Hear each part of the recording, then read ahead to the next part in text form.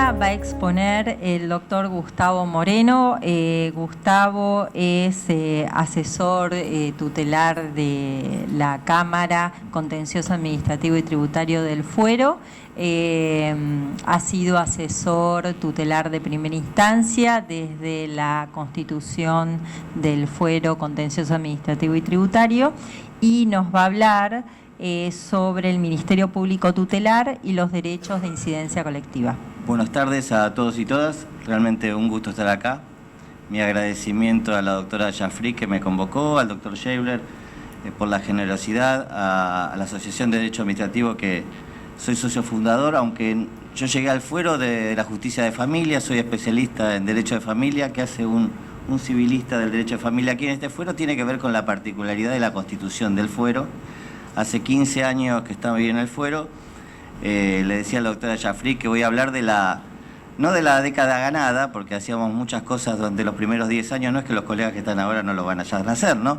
Pero digamos, entiendo que la jurisprudencia del fuero ha venido como un embudo, sobre todo en los tribunales superiores, en el Tribunal Superior, para serles exacto, y muchas cosas que hacíamos en los primeros años. Recuerdo Villa La Dulce con la doctora Jaffrey, un amparo de vivienda que lo generaban los vecinos con el CELS, y participaba la Defensoría del Pueblo, el Arzobispado de la Ciudad de Buenos Aires y la Asesoría Tutelar. Yo no sé si hoy tendríamos una sentencia favorable, porque yo pensaba cómo llamarla esta exposición y opté por, no sabía si llamarla la década ganada, si decir de determinada manera, y opté por maten al mensajero, ¿no? Me pareció que de lo que voy a hablar yo es de la legitimación del asesor tutelar en el fuero contencioso administrativo específicamente. Y allá Plutarco decía, historiador griego, autor de Vidas Paralelas, allá en el final del siglo I, siglo II, decía: el primer mensajero que dio la noticia sobre la llegada de Lúculo estuvo tan lejos de complacer a Tigranes que éste le recortó la cabeza por sus dolores, y sin ningún hombre atreverse a llevar más información y sin ninguna inteligencia del todo, Tigranes se sentó mientras la guerra crecía a su alrededor, dando oído sordo solo a aquellos que lo halagaron. ¿Qué está pasando esto en la Ciudad de Buenos Aires, ¿no? Y yo lo voy a contar porque en realidad vamos a hablar de cuestiones procesales que yo, la verdad, no tengo la verba inflada de los dos prestigiosos magistrados que me precedieron, ni tengo tanto conocimiento del derecho administrativo como ellos, ni del derecho procesal. Pero esta es una cuestión absolutamente política, lo que pasa con la legitimación del Ministerio Público en la Ciudad de Buenos Aires. Hay que decirlo claramente. Nosotros comenzamos en la asesoría tutelar desarrollando lo que hoy se llama modernamente el litigio estructural, ¿no? Hoy hablamos de litigio estructural. Hablábamos de los amparos de incidencia colectiva, del artículo 14, los intereses difusos, que afectaban solamente a niños, personas menores de edad, y a personas con padecimientos mentales, que son los que son representados por el Ministerio Público Tutelar. Y advertimos durante la primera década que, salvo la Defensoría del Pueblo, cuando estuvo en cabeza de quien me honrara con su amistad y hoy falleció el año pasado, que fue la doctora Alicia Oliveira, fundadora también del CELS, o integrante del CELS en las primeras épocas, no había acciones de derecho de incidencia colectiva. Recuerdo que la doctora Alicia Oliveira fue una primera acción de un proceso colectivo que no fue un amparo, que fue una acción meramente declarativa para determinar si la ley de obra social respecto de las prestaciones que daban las obras sociales y que no daba la OSBA, en definitiva se podía aplicar a la ciudad porque la OSBA no estaba en el sistema nacional. Esto tramitó en el juzgado de la doctora Petrella con un sistema de notificación en ese momento que ideó la doctora Petrella en la página de la Defensoría del Pueblo, uno de los primeros por ahí que hubo y del que participamos nosotros. El Ministerio Público Fiscal en 10 años, yo no sé si los colegas reconocen alguna acción que haya interpuesto el Ministerio Público Fiscal en la Ciudad de Buenos Aires contra el gobierno de la ciudad. ¿Y por qué es esto? Y con el mayor respeto a los colegas fiscales que hoy cuestionan la legitimación de los asesores tutelares. Fíjense, los colegas del Ministerio Público Fiscal, algún joven fiscal subrogante está cuestionando la legitimación con algún grado de énfasis. Y lo digo en este sentido porque los fiscales que tenían la legitimación para litigar en virtud del interés público, hoy no lo hacen, no lo hicieron antes tampoco, porque la cabeza del Ministerio Público Fiscal generalmente es elegido ¿por quién? Por la mayoría que corresponde al Poder Ejecutivo en la legislatura. Esto no es gratuito. Fíjense, sin embargo, que esto es tan importante que el poder político, el órgano político, ha logrado hoy tener la cabeza del Ministerio Público Fiscal y la cabeza del Ministerio Público Tutelar.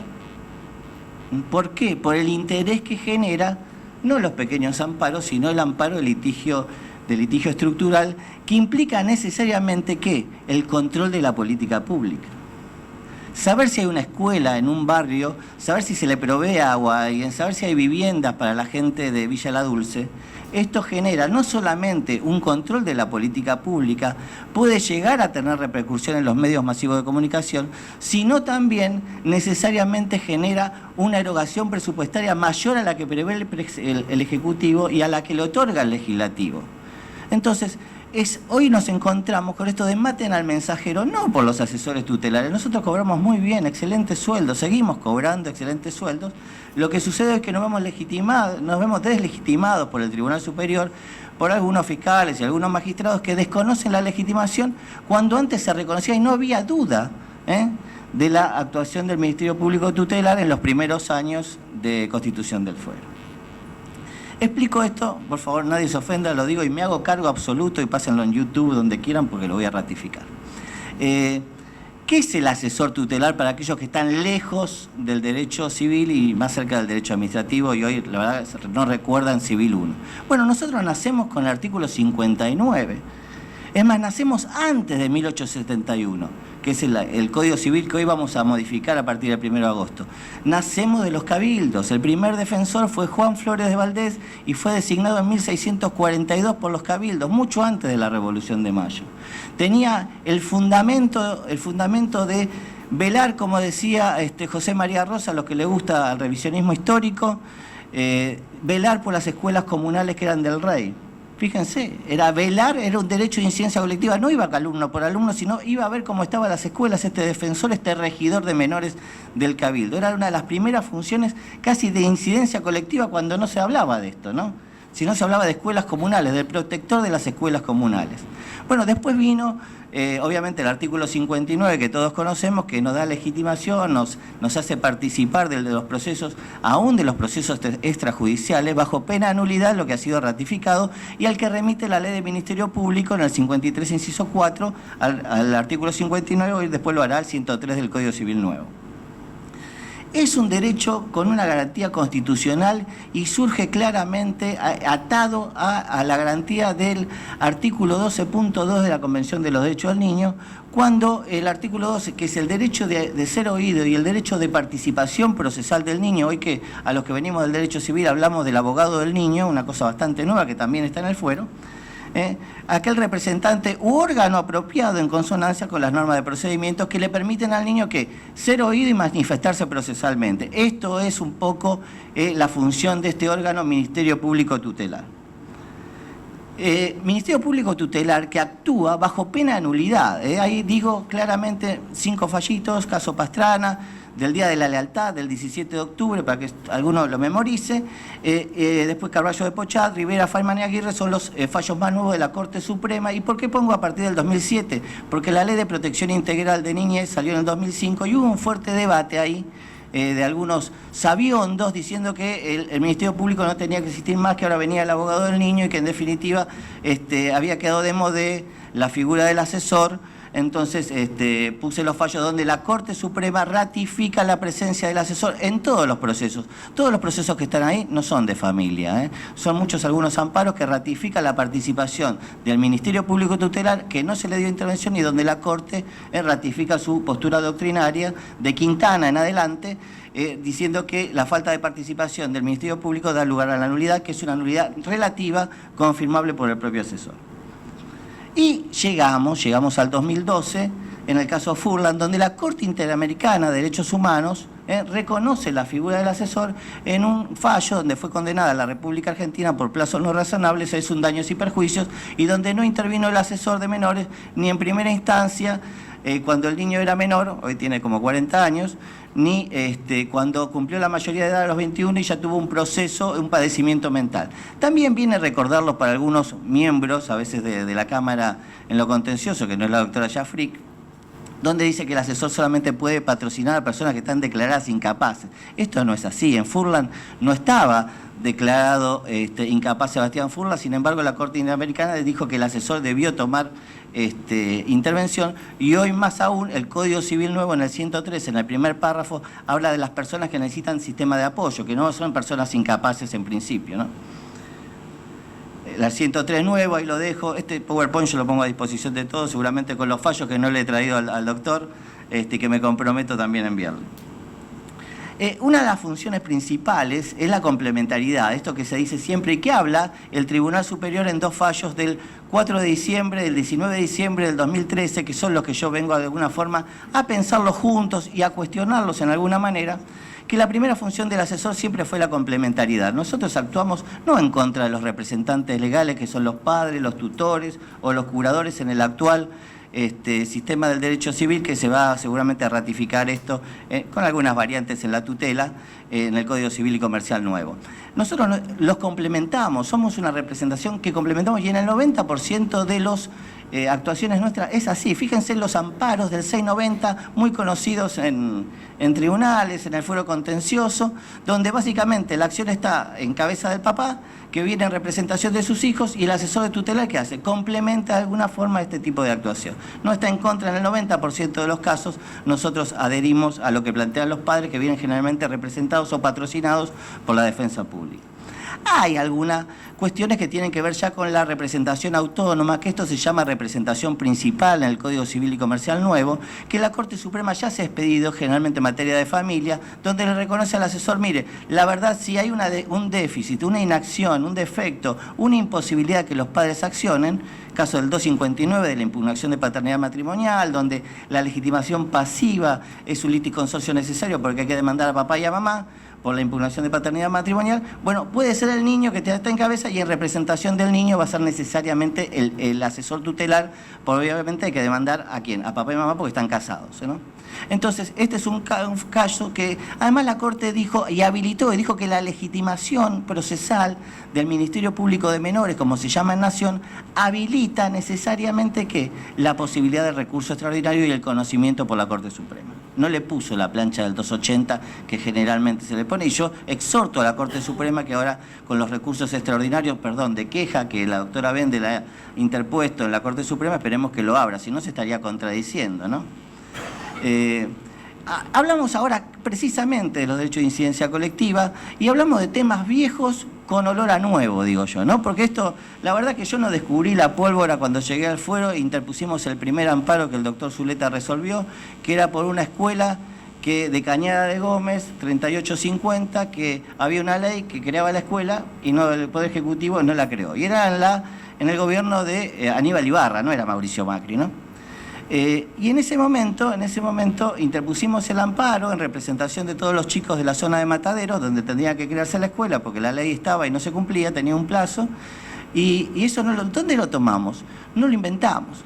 ¿Lo tomamos de dónde? La primera asesora de menores en la época contemporánea que inició una acción contra el Estado fue la doctora Nara Océs, de Neuquén, defensora número 3, esto está comentado por Gordillo también para los que se acercan al derecho administrativo. Interpuso un amparo contra la provincia de Neuquén por la falta de agua potable de una comunidad mapuche.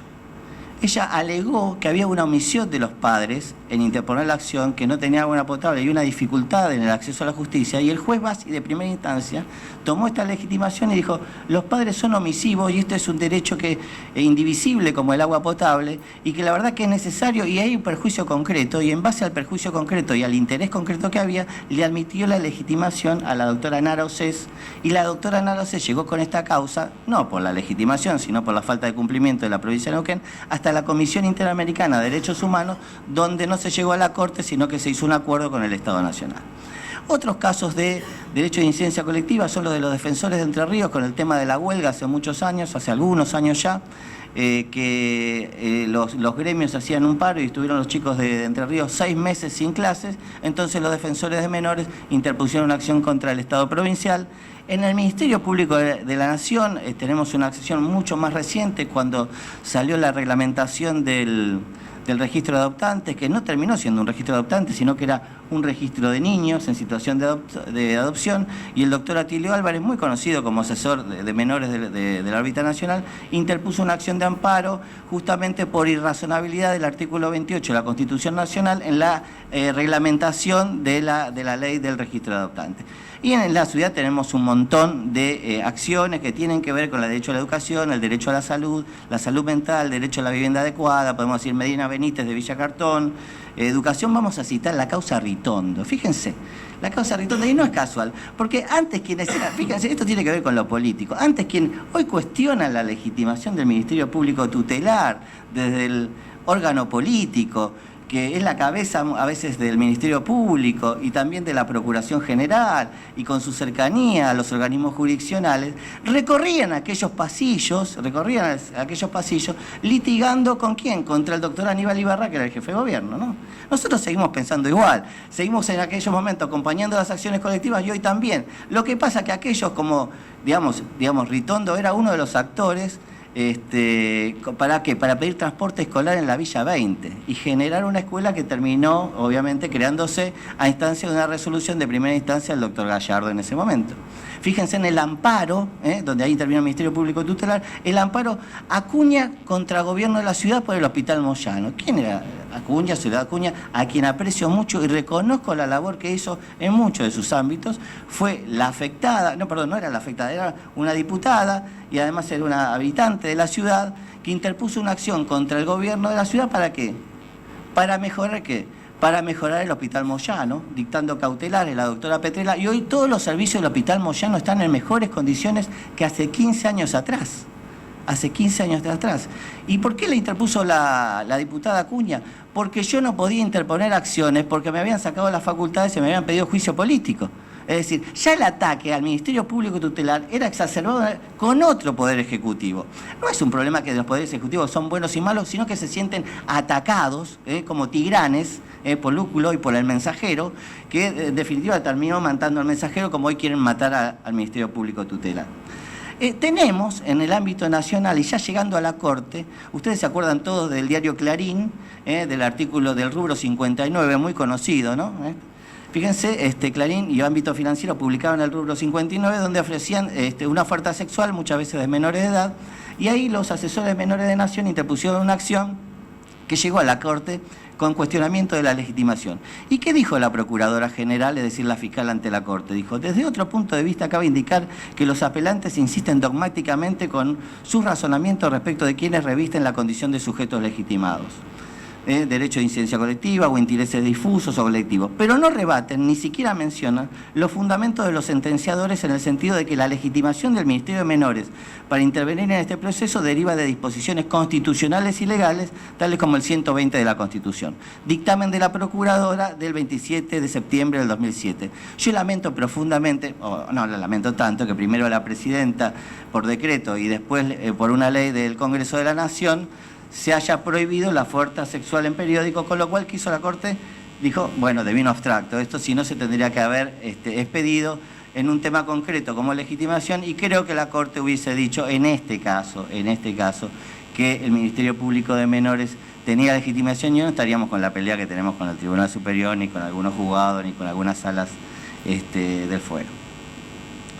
Nosotros tenemos dos fallos que nos coartan un poco la legitimación, o bastante, que son hasta mal interpretados por el Ministerio Público Fiscal, por los abogados de la Procuración y con algunos jueces, donde hay dos votos fundamentales, que son el del doctor Lozano y la doctora Conde, sobre todo el doctor Lozano, donde dice que, bueno, que el Ministerio Público en definitiva debería actúa por omisión, como lo dijo el doctor Bassi en Neuquén, para habilitar la acción del Ministerio Público, o en definitiva suplir el defecto procesal, o en definitiva, pero no podría actuar de manera principal. Esto es bastante dudoso, pero vamos a ver, aún en el razonamiento de los miembros del Tribunal Superior, que ellos no descartan la posibilidad de una acción de clase sostenida por el Ministerio Público Tutelar. Dice, aun cuando la intención fuera la de representar a todos los menores o incapaces que habitaban el complejo habitacional, como una clase, de todos modos es necesario mostrar que hay dentro de ella individuos concretos a cuyo respecto cabe la representación y que pretenden derechos concretos e inmediatos.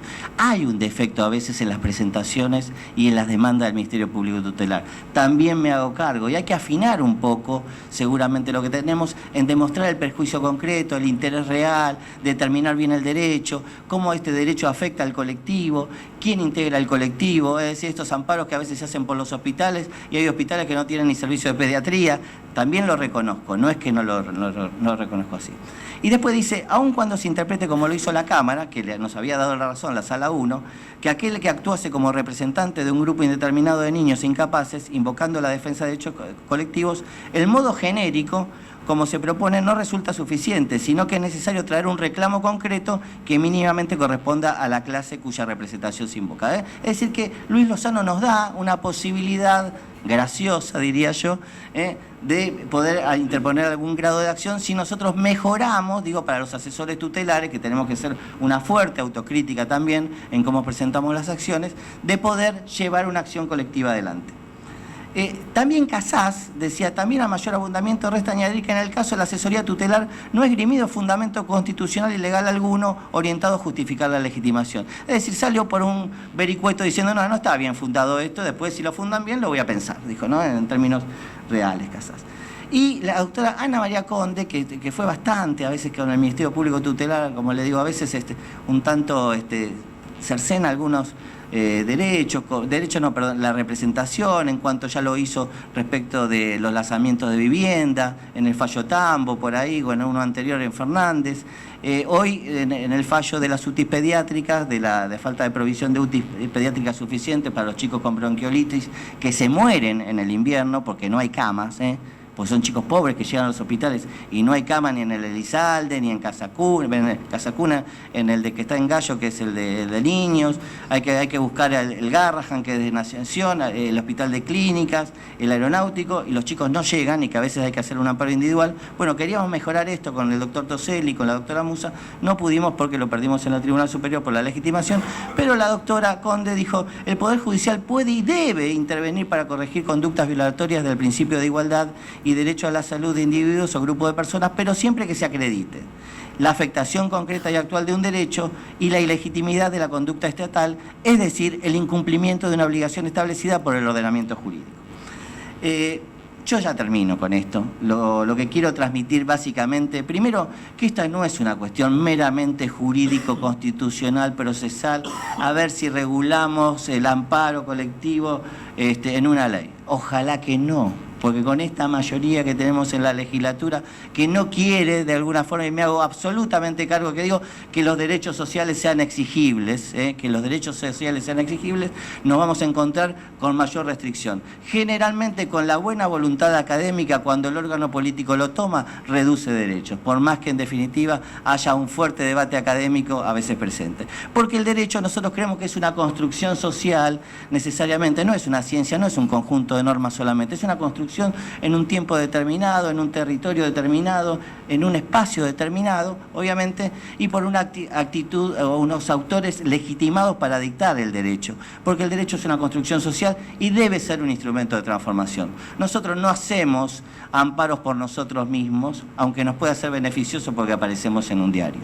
Hacemos amparo porque generalmente nuestro grupo de clases, el que se acerca al contencioso, es el pobre. Y se debe actuar más allá de la letra impresa, más allá si me da legitimación o no el artículo 14, recurrir al 1 de la Ley de Protección Integral de Niñez, que dice que cualquier habitante puede interponer una acción en representación de un chico, que parece ser que el fuero no lo conoce. Porque en definitiva, el derecho como instrumento de transformación social le debe servir al pueblo. Porque si no, en esto puede ser cualquier cosa, pero si no le servimos al pueblo, sobre todo los funcionarios al público, digo, no le sirve para nada el derecho. El derecho está para transformar la vida de la gente. Y muchas gracias y termino.